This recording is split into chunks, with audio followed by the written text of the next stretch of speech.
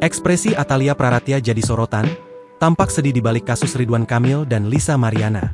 Anggota DPR RI Komisi 8, Atalia Praratya hadir menemui wartawan dalam konferensi pers, Sabtu, 12 April 2025. Kehadiran istri Ridwan Kamil ini rupanya bukan untuk menanggapi kasus yang menimpa suaminya, melainkan hadir untuk mengapresiasi sejumlah pihak dalam kasus Priguna Anugrah Pratama, dokter residen Universitas Padjadjaran di Rumah Sakit Hasan Sadikin, Bandung, Jawa Barat.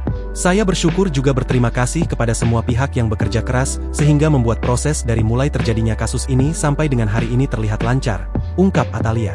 Melansir YouTube Kompas TV, nampak raut wajah Atalia Praratya kini jadi sorotan warganet.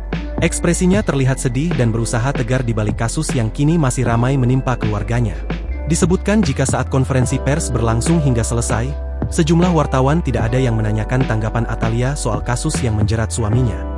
Di sisi lain, selebgram Lisa Mariana mengungkap alasan dirinya menjalin hubungan asmara dengan Ridwan Kamil meskipun sudah beristri.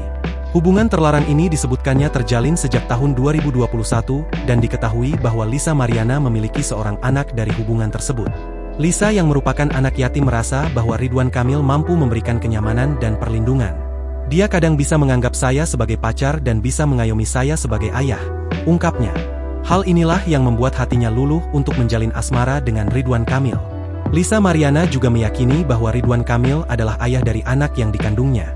Saya tidak pernah berhubungan dengan laki-laki manapun selain Pak RK. Jelasnya menegaskan komitmennya terhadap hubungan tersebut.